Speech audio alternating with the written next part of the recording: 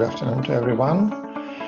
Thank you for joining us and for inviting me to speak on such an interesting topic, which actually will not cover all the ITIL misconceptions. I believe we all know that ITIL is here for quite a long time already, and there are a lot of misconceptions around it. I will not be able to cover all of them in just 1 hour, but I tried to pick the most interesting ones. Just in case that some of the attendees of this webinar have no idea what ITIL is at all, which is unlikely but still possible, I prepared literally 1 slide on what ITIL is, and this is a slide I'd like to start with. Then I will share some of these misconceptions, some scary stories about ITIL and how awful it is and how actually it doesn't work or how it works not for everyone, etc. So some scary stories about ITIL with not so scary truth about what ITIL is in fact and how these stories are connected with reality. Then, yes, as Rebecca just said, I'm responsible for continual development of ITIL, which I believe you know in the current state means actually one of the major reviews and major updates of ITIL as a product, as a library, as a guidance for service management.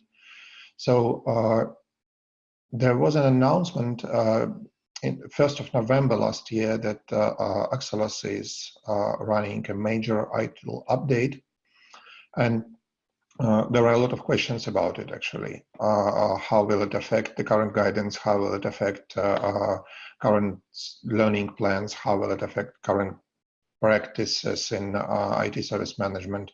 Will this be addressed or that be addressed in the new ITIL, when it will come live, etc.? So some of these questions are still to be answered a bit later. Some of these questions I'm happy to answer during this webinar. So something is definitely brewing here in ITIL development team in London, and actually not only in London, it's a global team. And I'm happy to share some of the news with you. And as a next step, what does it mean on a practical level? How can you get ready for this update? What can you do? What should you do? Or what you shouldn't do about ITIL, having this update in mind? That's a plan for today. And as I promised, I will start with just 1 slide about ITIL, which is this one. So just to make sure that we all see ITIL at least similarly, if not the same way, ITIL is a best practice guidance for IT service management. So there is such area in IT management as IT service management, focused on delivering value from IT to business in the form of services. There are many ways to see how information technologies can deliver value to business. And nowadays, we observe sort of a new rise, a new peak of information technology under the fashionable word of digital in modern business. And if, let's say, 10 years ago, many analysts and many people were talking about information technologies becoming commodity and becoming like another electricity from a socket in the wall with no specific value or added value to business processes. Now in this digital era, the value of information becomes very important, becomes very high. And the way to manage information technologies is once again something to reconsider, something to review for many organizations. And many organizations are trying to find the best way to get most from digital, from information. So ITIL is one of the one of the sources of knowledge for managing information technologies for the benefits of business. Probably one of the most famous, probably or likely the most adopted in the world. And actually, I would consider ITIL as quite a huge tool set for successful management of information technologies.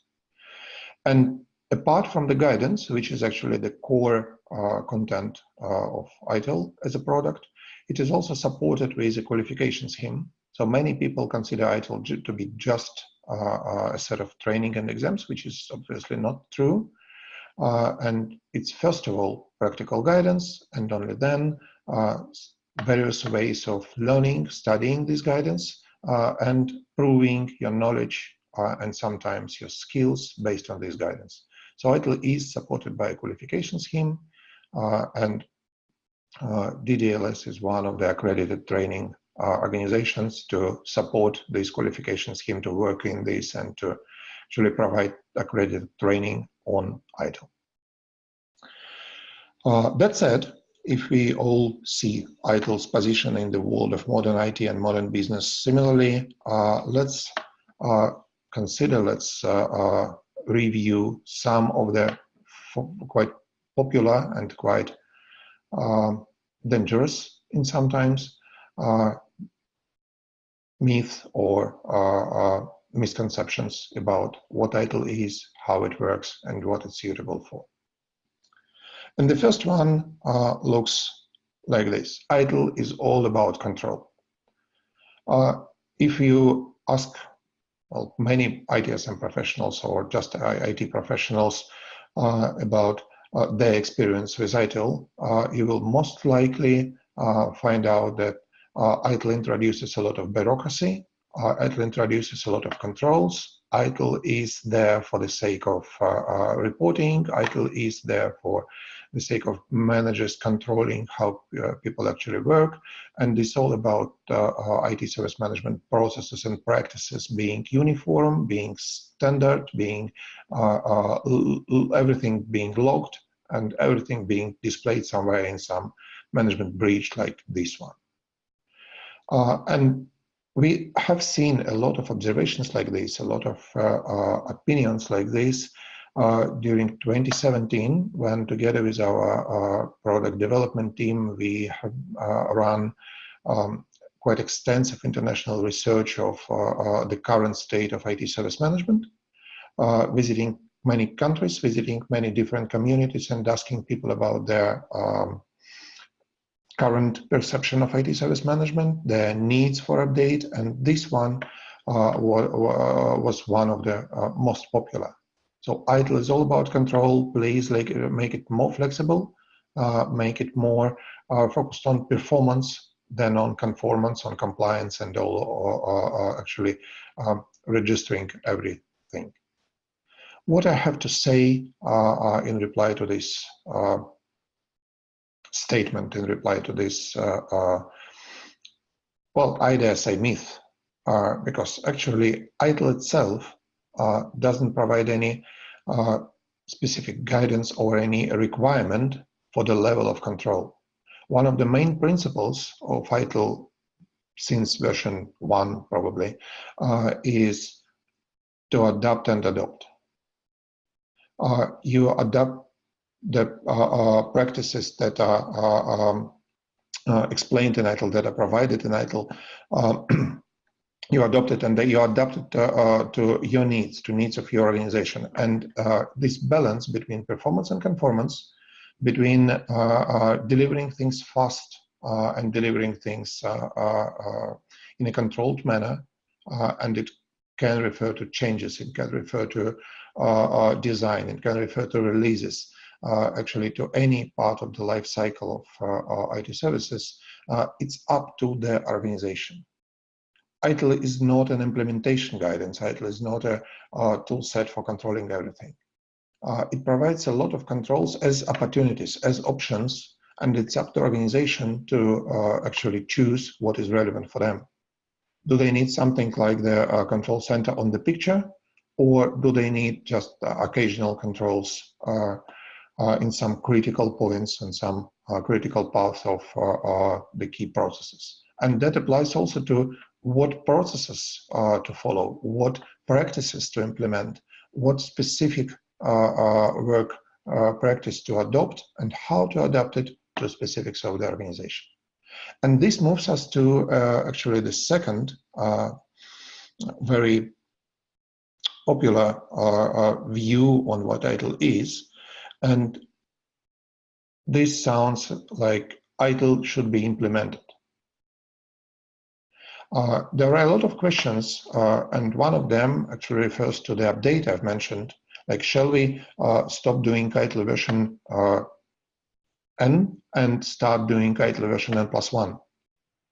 Should we stop doing what we are doing and move to another one? How to migrate from ITIL to ITIL? And all these ideas about ITIL implementation, ITIL migration, ITIL version implementation, etc., they all refer to the idea of ITIL being something like a jigsaw puzzle. There is a box with a nice picture on it, and only if you put all the elements in the right order, you will get the nice picture, and you can actually frame it and hang it on the wall, or make a picture of it and put it on Instagram, or to put somewhere else to make yourself proud of what you've achieved. This is exactly not what how ITIL should be considered and should be approached. And if we want this puzzle-ish analogies, then ITIL is more looking like a Lego box. So maybe there is even something nice on the box. Maybe it is specifically designed to build a beautiful house or to build a sort of vehicle. But if you understand that actually what you really need here is another house, or you don't want to build that vehicle and you want to build another one, you can apply your creativity, you can apply your experience in building some stuff from Lego. It's likely that you will need to combine, or you will want to combine this Lego set with other Lego sets, and maybe even with some non-Lego sets. Maybe you will combine your Lego set with something from, let's say, a scaled railway model or something like that, to achieve something really beautiful and relevant to what you are trying to do. And many years ago, I wrote an article which was entitled "The Main Problem of ITIL Experts." It's in Russian, so it's unlikely that you had a chance to read it. So I will just share the main idea with you. The main problem I always observe in ITIL experts, and this is the problem that I actually found during delivering managing across the life cycle training. So let's say ITIL expert training to many people. And the main problem of those people is that what they are trying to do is to implement ITIL. So they have learned ITIL, they have studied it, they know it, and they try to apply it in its entirety and to like pretty much everything. And it doesn't work like that. You shouldn't implement libraries. You shouldn't implement frameworks. You shouldn't implement methodologies. You can implement some methods. You can implement some practices, but it's your responsibility as an organization. It's your actually freedom to apply what is suitable, to apply it in a way that is suitable for your case, and to adopt what you want and need to adopt for today's and tomorrow needs of your business. And that's the main skill that I would expect in a real ITSM professional and the real ITSM expert. You have to know what is in the toolbox, but there is no need to apply every single tool for every task you are trying to solve or trying to fulfill with your toolbox. And there is definitely no need to apply all the tools in some specific order, and definitely there is no need to apply them in the order that they have been put in the box. And this applies to ITIL fully.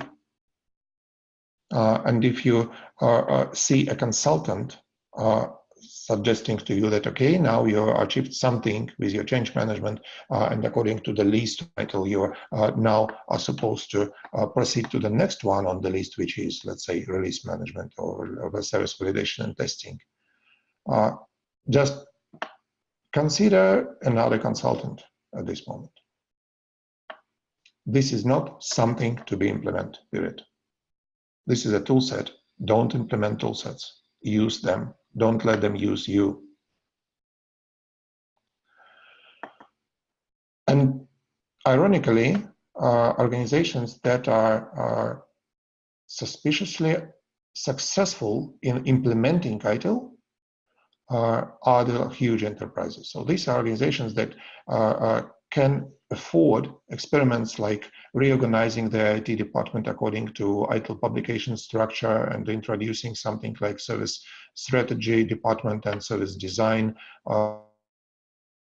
service transition group within their organizational structure.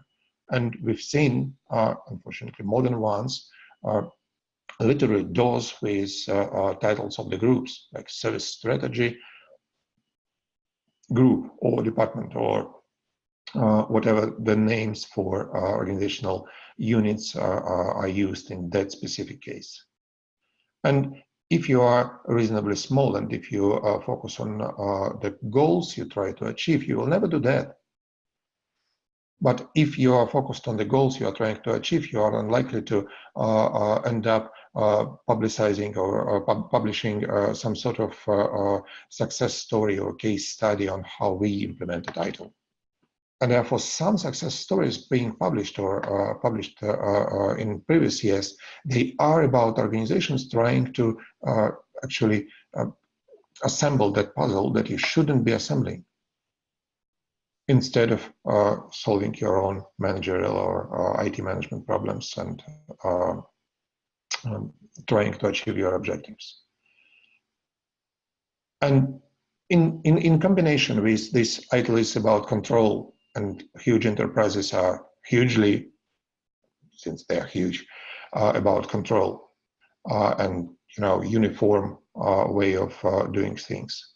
And together with this idea of let's implement something successfully sold by some not so good consultants, you end up with huge companies that have successfully implemented ITIL. I am questioning that success now. I am not sure that's something organizations that actually are supposed to be successful in. If only they do not participate in some contest of let's try implementing ITIL as an experiment. And it's unlikely. So coming back to reality, from these sort of enterprises to that little window somewhere on the 5th floor of this nice building where the only room of our company or the 2-3 rooms of our company actually are located in this multi-company office. What can we use from ITIL for our small business or for our middle size organization? Again, use what you want. Use what is relevant. Use what is needed. If you start considering ITIL as a set of toolbox, you naturally, if you treat it this way, you naturally move to understanding that actually some of the tools are perfectly suitable for my small business. There are some, let's say, light ITIL sets. There are some practices in ITIL that are likely to be applicable for most of organizations, and there are some practices that are less likely to be applicable for the smallest organizations because they are less formal, but they all are being done. We all do this all. 26 processes, as they are called in ITIL currently, from service strategy to continual service improvement, are all being performed in any given organization that is providing IT services. They are not being performed in the same level of formalization. I try not to use the word maturity because it would require another hour to agree on what we mean by that. But there are practices from every single of these 26 that are being used in any given IT service provider. Pick one and we will find some practice in that area in any organization. However small it is, even if it's one person service provisioning, even if they are not aware of ITIL's existence, because by nature, as we all know, ITIL has been or was long ago distilled from the real practice. Then it was amended with some fantasies. Then it was some of these fantasies actually became real practices, partly thanks to being mentioned in ITIL. And currently, it's quite hard to find a single practice in ITIL which is not suitable or which is not being used in an organization of any given scale. Just do it, scale it, tailor it. As it's recommended as a principle in another product of our company in Prince 2, tailor it to your size. That's the main idea. Don't be afraid to use it. It's not an enterprise level method. It's for everyone. Current version of ITIL was introduced as a part of major update that happened 10 and a half years ago. End of May 2007, something that was called ITIL version 3 was introduced as a set of 5 core publications that were published in one day and looked suspiciously new and quite similar, and altogether introduced about 2,000 pages. And good news is by now, after almost 11 years, some people actually managed to read all that 2,000 pages. And another good news is that 4 years later, after that major update in 2011, there was a minor update, minor review, which refreshed these 5 publications. And actually, this 2011 version of the library is what we are dealing with right now. So yes, it looks more or less like the tools on the screen. Nails are still new, but all these hammers and other tools are already a bit tired, and they've been in constant use for years and years and years. And there is a question if they are still relevant. Should we actually go to some department store and buy a electric screwdriver finally, or shall we continue using this stuff? Because, you know, there are a lot of fashionable electric screwdrivers around, and even that very new one, which promises us to do all our job actually in one tool set. It will be cooking, it will be conditioning, it will be doing everything, and it's all in the box already. And you can actually learn it in 2 days or 2 hours online training somewhere on Udemy or somewhere else for 5 quid. Well, you can try.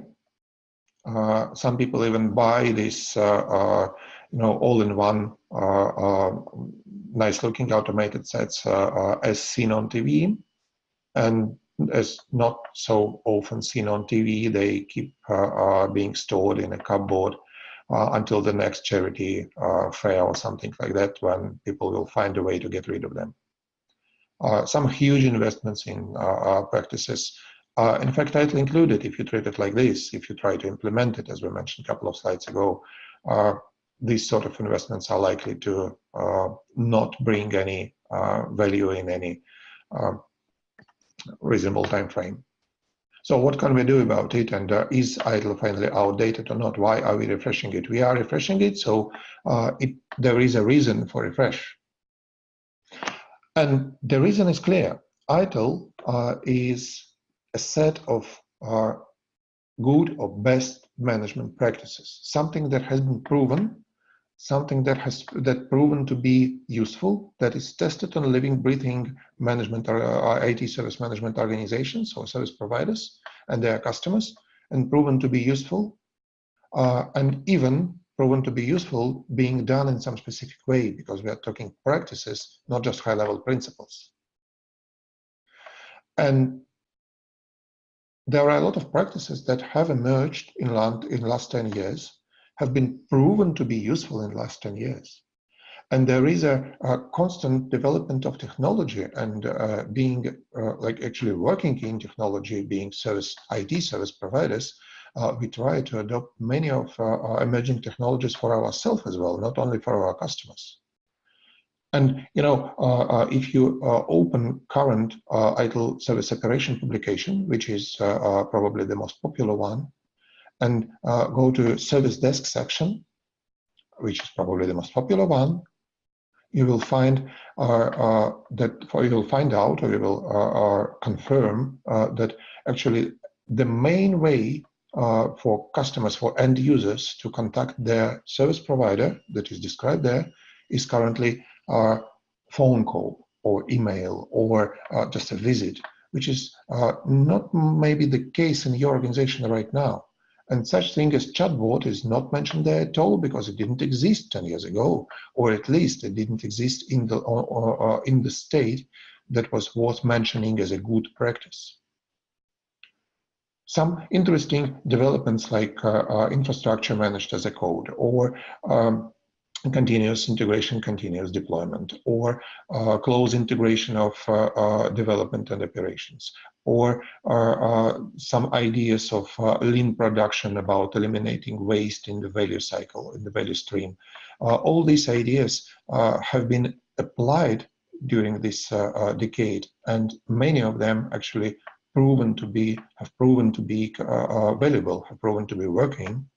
And what we are really keen to do is to add new and effective practices to the guidance. And there was another important development and another important observation on the way. 2 years ago, we published another ITIL guidance, which is less known and less popular, unfortunately, than service separation right now. And this is called ITIL Practitioner Guidance. And it introduced a set of principles that are really valuable for any continual improvement initiative. And all our life is actually continual improvement initiative if we treat it in the right way, at least all our professional life, and hopefully not only professional.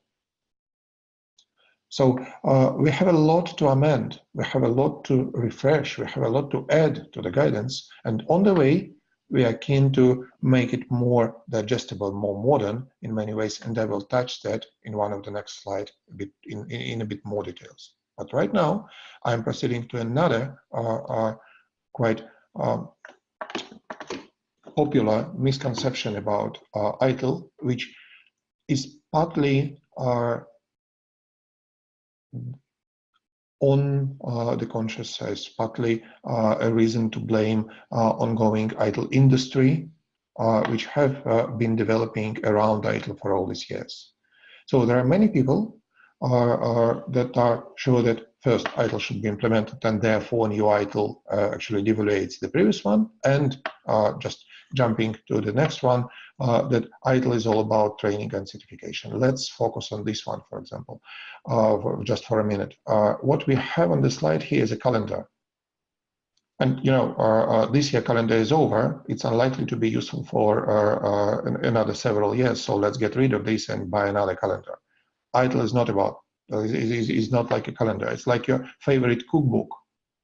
And if you are still going to cook next year, then probably it makes some sense to keep your favorite cookbook and with your favorite recipes and to still have it in your kitchen, even if there is another one that somebody actually developed for you, even if the authors of the same, of your favorite one, the same authors actually introduced an update.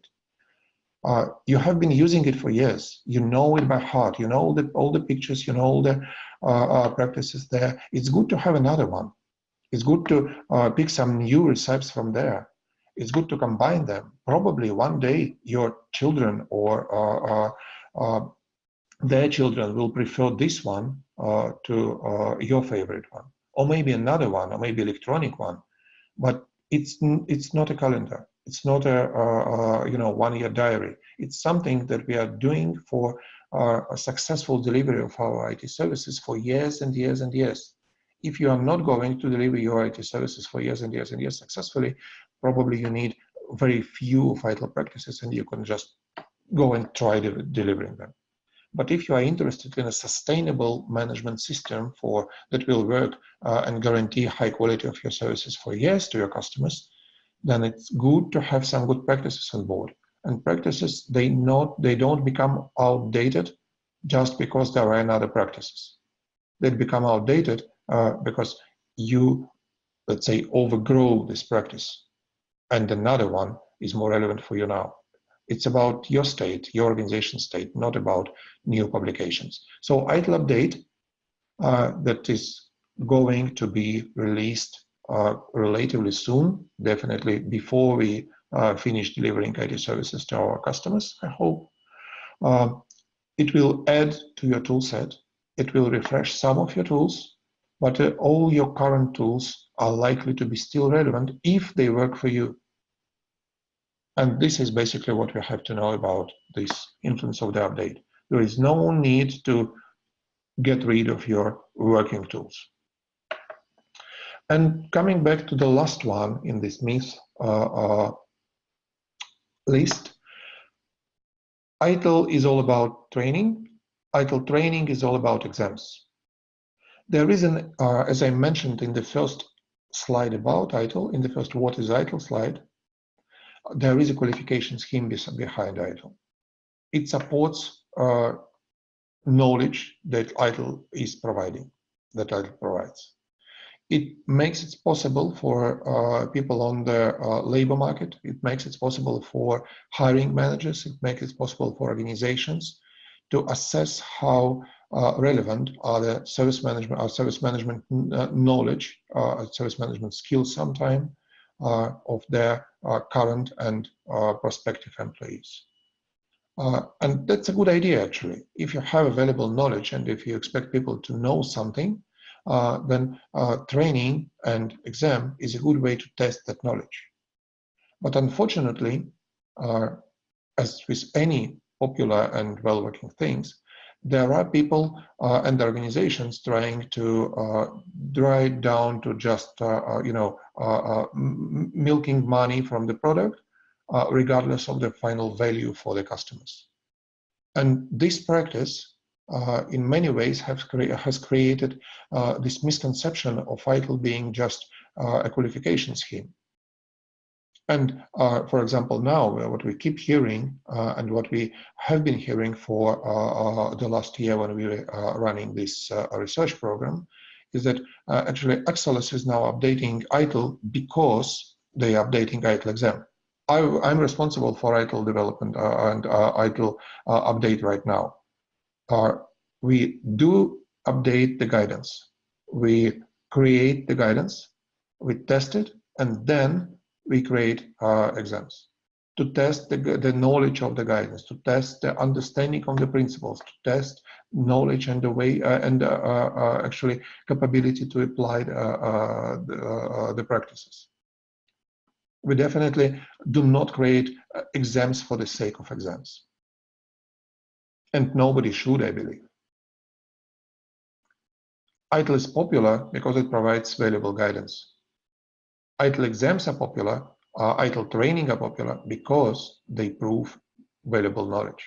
And that's what we are really keen to keep and to on the way to get rid of all this speculative business around it.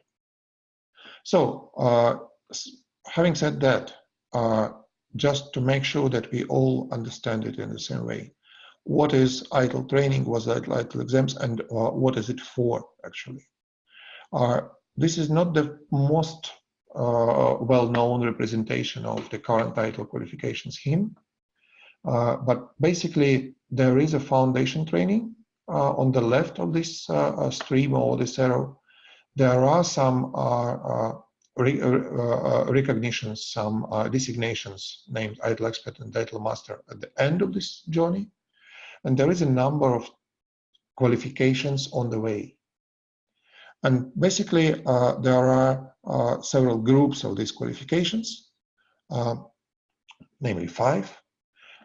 And roughly and briefly describing them, I have to say that ITIL Foundation, as it is now, is to great extent suitable to everyone working in a service industry and specifically in IT service management. So if you work in IT, or if you work in service management even outside of IT, or moreover, if you work in IT service management in any of the roles, it's worth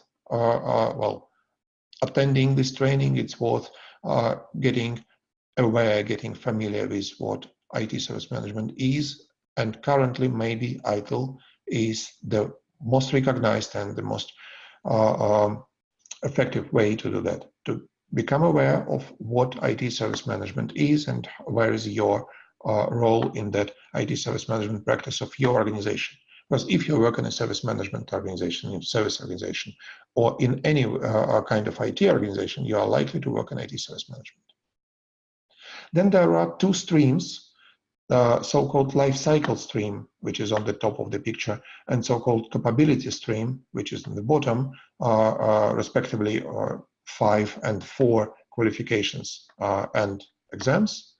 And initially, it was designed to provide some practical hands-on guidance for people working in IT service management processes.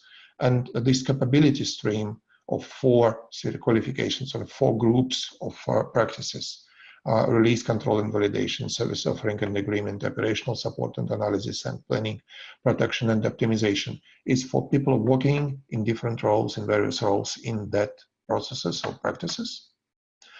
And for people managing these practices, another stream is more suitable, and this is life cycle stream, which actually replicate the 5 life cycle stages and 5 publications of the current title. And these are these 5 strategy, design, transition, operation, and continual improvement life cycle stages or phases of this life cycle. And for those who integrate, who manage the ITSM system in a whole, not only some specific group of practices, managing across life cycle was designed. And actually, if you pass this exam, and it has some prerequisites, so you have to achieve something on the way to managing across the life cycle. So if you fulfilled all these requirements on the way and you obtained 17 credits on the way, then after passing MALC exam, you are recognized ITIL expert. That actually supposed to mean that you understand how IT service management system works, and you are able to establish and run and continually improve this system. And the great integration for all this, and the great aid and the great help for people on all levels of this, is a recently published ITIL practitioner publication and ITIL practitioner qualification and training as well, which introduces some principles behind service management and guiding principles, and provides some hands-on guidance on how to establish service management practices and how to continually improve them. So this is basically how it looks now.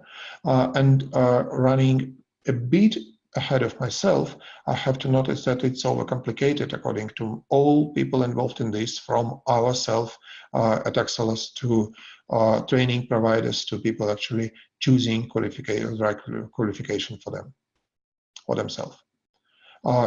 12 qualifications looks a bit too much these days. So one of the goals of the current update is to streamline it and to have to make it more easy to understand and more easy to follow and more practical. So when I will be hopefully delivering another webinar, maybe in a year time or something, or in 2 years time, I would be happy to show you a more lean and simple and practical scheme of qualification. But the good news, everything achieved here is very likely to be recognized and respected in the new scheme, and I will touch that in one of the next slides. But to round up this part of training and qualification, to make it perfectly clear finally, Foundation creates awareness of what IT service management is. Capability stream, the bottom one, helps to work in IT service management. Life cycle stream helps to manage certain stages of service management life cycle, of service life cycle. Managing across the life cycle helps to integrate it all in a working management system. And finally, recently introduced practitioner helps to implement and improve the whole system and practices. So when I say implement here, I definitely don't mean it helps to implement ITIL. It helps to implement management practices and management system, and to continually improve it, to establish and to improve it. It's still not about implementing ITIL as we just discussed. So this is what we have now. And this training, they actually lead to exams, and these exams are designed for different level of testing. They all test what you've learned from the training, but different levels, and try to use different ways and different levels of testing. And by design, these exams test remembering and understanding the core concepts and the overall picture on the foundation level, ability to understand and apply practices on intermediate level, which includes capability and life cycle, and capability and ability to actually apply practices and analyze and improve practices on MALC and practitioner tests. They are designed on a different so-called Bloom's levels, or different levels of testing abilities, from testing just knowledge to testing skills. And therefore, every level of exams is a bit more difficult. And it's designed to test that you are not only aware of what's in the book, but you can actually tell what is suitable for specific situation, ideally for your situation. And this is something we definitely want to keep. We are not only about providing knowledge, we are trying to develop skills, and modern technologies provide us with new ways to do that. But that's another story. To round up this training part and the current title part, there is no such thing as a last training and the last achievement. So continual professional development in the world of IT is as important as just continual development of technologies. If you are not learning today, you are outdated as a professional tomorrow, or maybe even overnight. So even if you are done with these qualifications, seek some new knowledge. Look for what is required in your organization right now, what technologies are being emerged, what practices are being applied. Keep learning, and that's one of the principles, continual professional development, continual learning, one of the principles behind our ITIL update. Exam is not a destination, it's a milestone. Think of this as of like theory test when you are preparing for your driver license. So theory test is definitely not a destination, it's just a milestone on your way to your license. And the license itself is not a destination. You are not getting it for the sake of having license normally. You are getting it for the sake of being able to drive and to achieve more in this life, or maybe reach some places you couldn't reach without being able to drive. So always map this learning path to your actual career objectives and your practical objectives in this career. Learning helps thinking.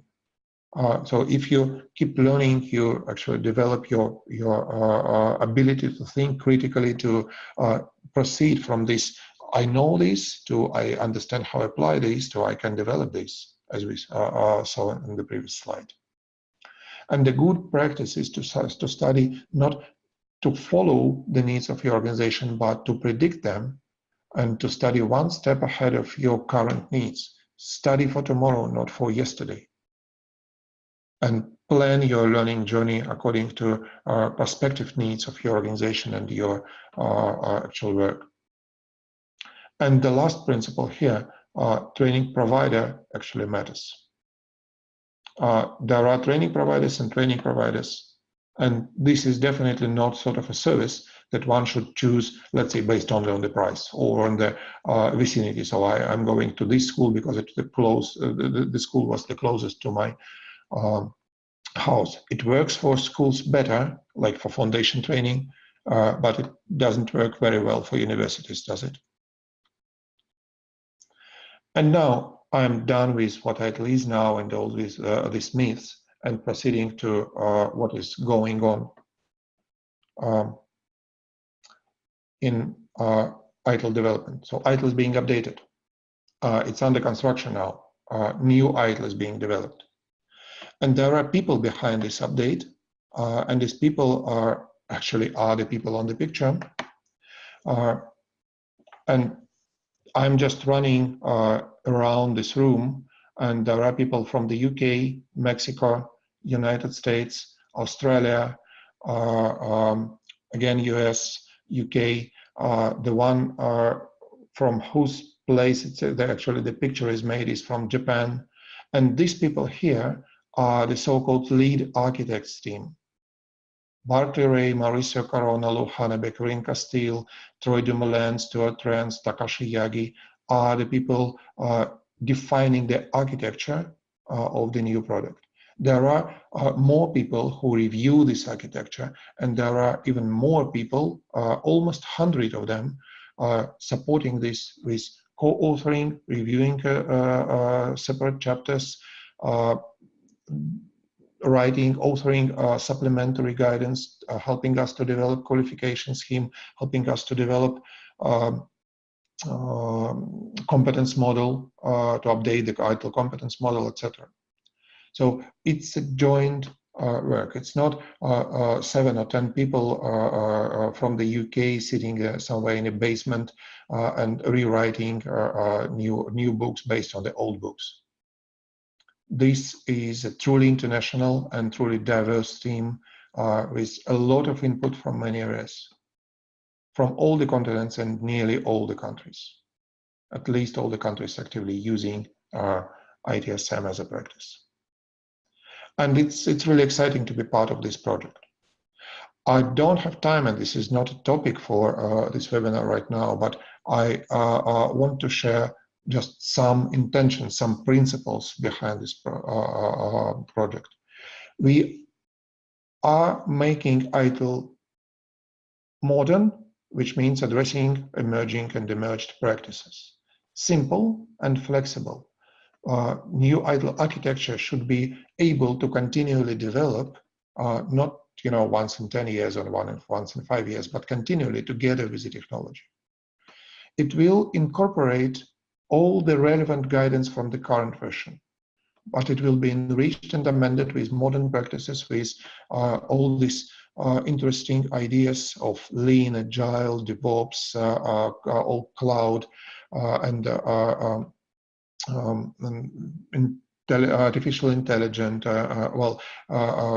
practices and tools. So just think of any IT buzzword of the last 10 years. We are considering them. We are trying to validate if it's valuable enough to include in the guidance, and we make sure that the ITIL guidance is aligned with what is popular and what is actually working now in IT. It still will be holistic. It still will be covering all end-to-end value stream of delivering value based on ITIL, including maybe development practices, which is not the case right now. And it still will be practical. The core value of ITIL is that it's a practical guidance. It's not only high-level principles. It's not a nice high-level picture, helicopter view. It is a helicopter view, but not only. And the main value of ITIL is that when this helicopter goes down, it finds more and more details and practical stuff. And it's actually a tool set, and it still will be a tool set. And we want this tool set to be easy to use, easy to read, easy to follow, easy to develop, easy to adopt, easy to adapt. And that's one of the principles behind it. It should be readable by modern people, which are not capable of reading more than 140 letters in one sit. And so it will be concise, it will be linear in terms of volume of books, in terms of number of books, but still with a lot of practical guidance and a lot of deeper layers behind it. This is what we are doing now, and we will be sharing more and more details and some teasers and samples from our ongoing work later this year. And the last slide I wanted to share with you, just to conclude all this, since you are here and listening to me anyway.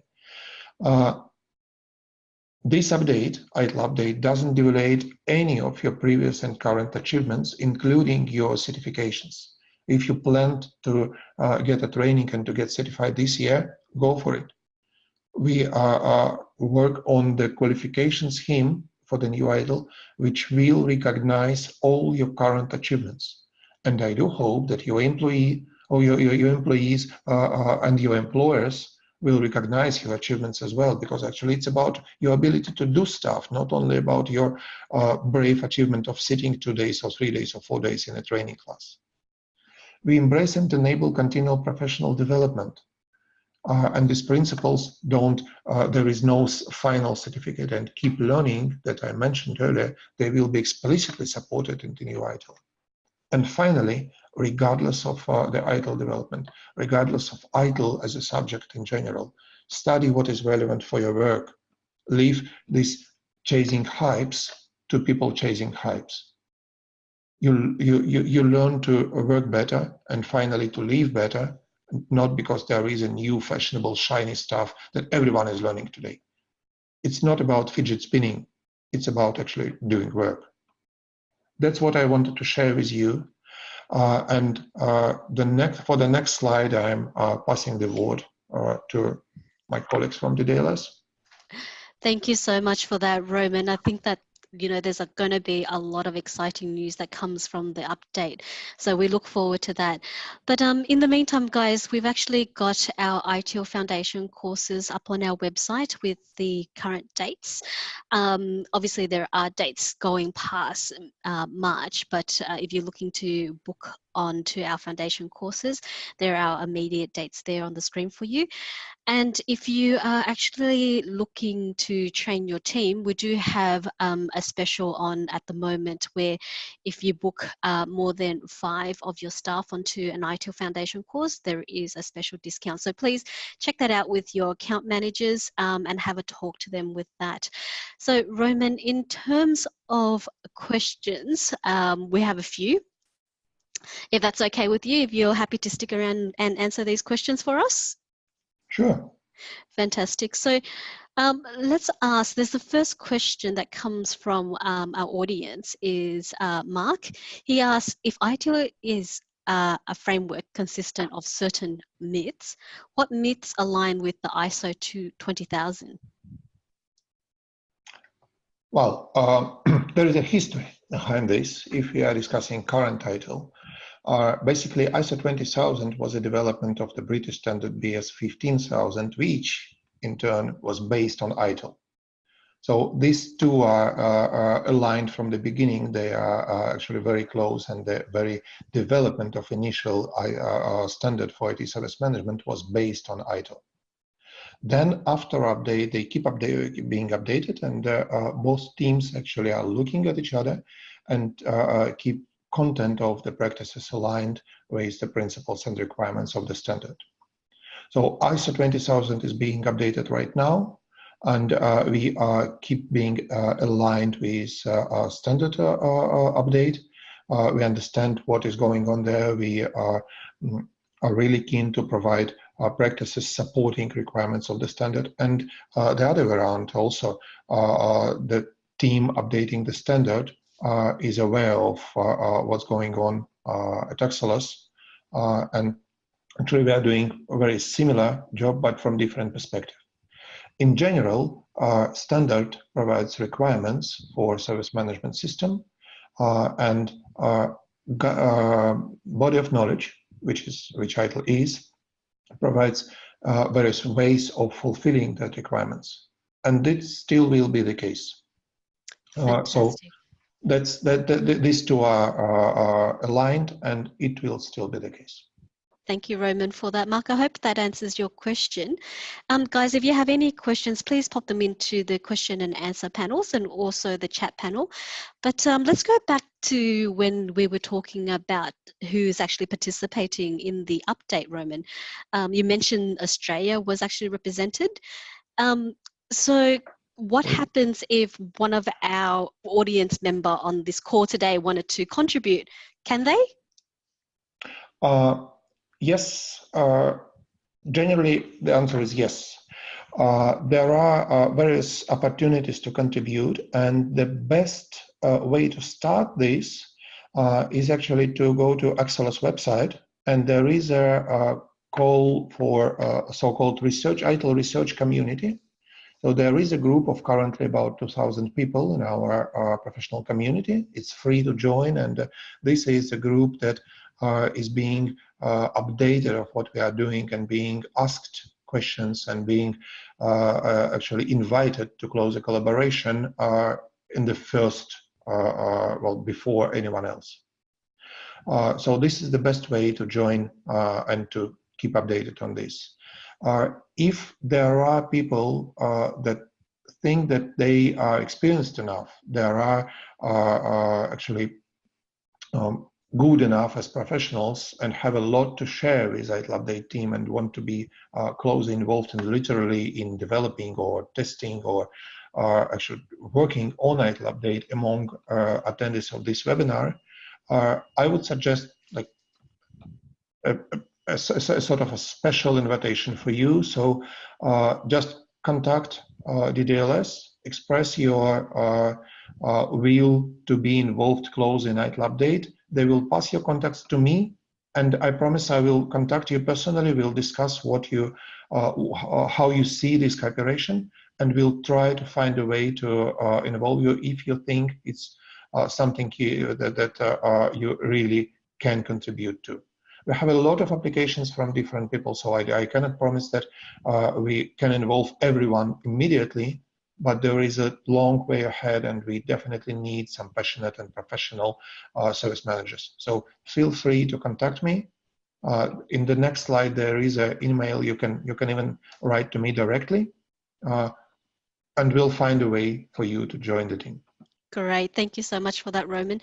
Another question from our audience. So will there be an increase or decrease in the total number of processes?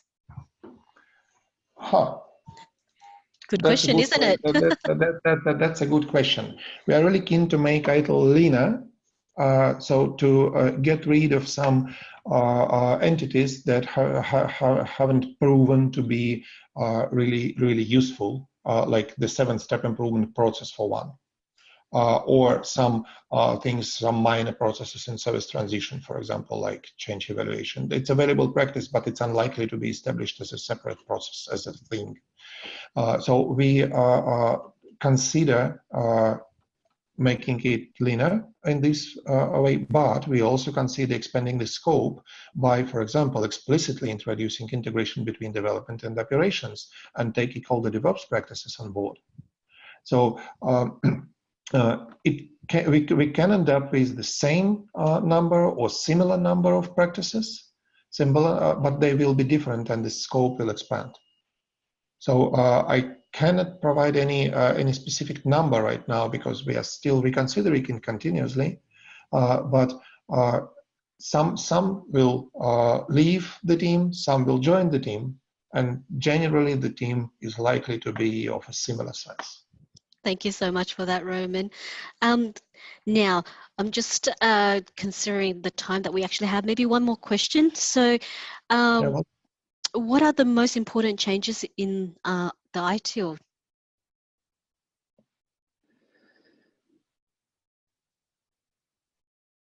It almost moves me to the previous slide. We are making it flexible, continually developed product. So ITIL will not be set in stone as it is now or in paper only. We want to introduce a lot of supplementary electronic and guidance that will be continually developed. So we want to keep pace of the technology development, providing not only established practices, but emerging practices and making a clear distinction between the two. So people could understand this is safe to apply, this is something to consider. We, as I mentioned, introduced a more holistic picture where all the way of value delivery, including project work and procurement and development, are included. So it's a holistic life cycle. That's maybe one of the most important amendment or changes in the current ITIL. And great. we introduce a lot of new practices in it, all the practices that have emerged in the last decade. That's probably the most important part.